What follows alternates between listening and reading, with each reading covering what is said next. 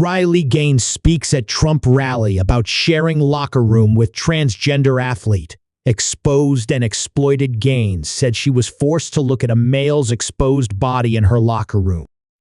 Former President Trump has made protecting women's sports from transgender inclusion a key campaign issue 2 weeks ahead of the election. Trump and Republican leaders have pounded Democrats for enabling transgender athletes in women's sports in recent weeks, and that criticism continued Wednesday during a campaign event in Georgia.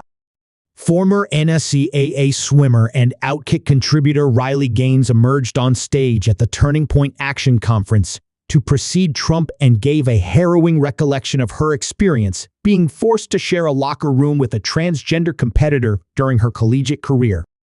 "I could share the grotesque details of what it was like being forced to undress inches away from a 6'4" man who watched us strip down to nothing while he did the same, exposing his fully intact naked male body," Gaines said. "There are no words to describe the violation and the betrayal, the humiliation that we felt." Gaines leads a lawsuit against the NCAA with other female athletes, accusing the governing body of violating their Title IX rights due to its policies on gender identity. Gaines has cited her experience at the 2022 NCAA Swimming Championships, when transgender woman Leah Thomas was allowed to compete and share a locker room with the other athletes despite being a biological male. Gaines reiterated that this was not something she nor her teammates ever agreed to.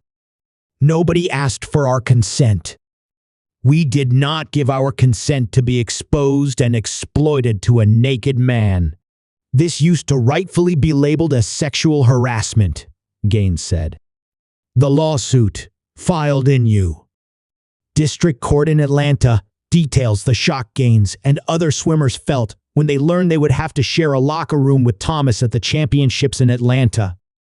It documents a number of races they swam with Thomas, including the 200-yard final, in which Thomas and Gaines tied for fifth, but Thomas, not Gaines, was handed the fifth-place trophy.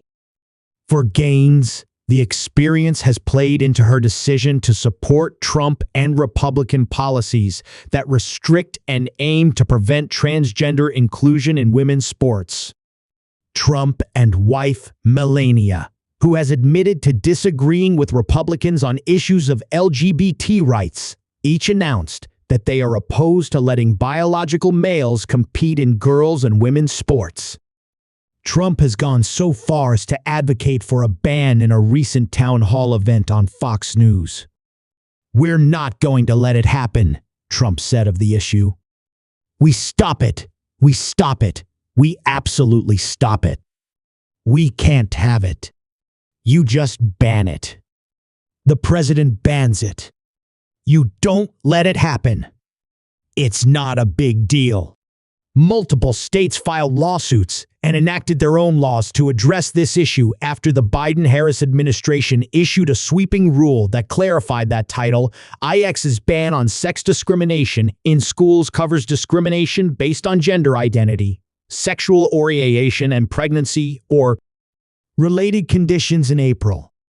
The administration insisted the regulation does not address athletic eligibility. However, multiple experts presented evidence to Fox News Digital in June that it would ultimately put more biological men in women's sports.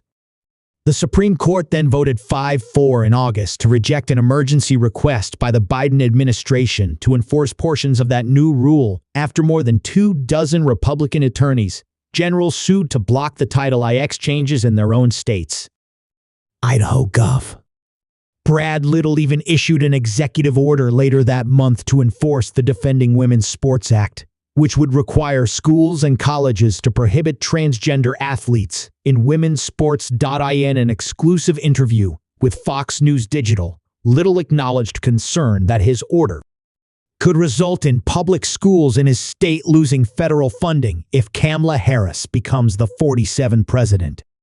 "We'll cross that bridge when we come to it," Little said. From a national standpoint, there are radical little groups that want to implement changes in the rules that we have already I'm confident in what we have, and we will aggressively act as the state of Idaho, both legally and legislatively, to protect women's athletes and the great advances they've made because of Title IX. Many Democrats have backed off from their support for transgender inclusion in women's sports as Election Day nears. New S. Rep.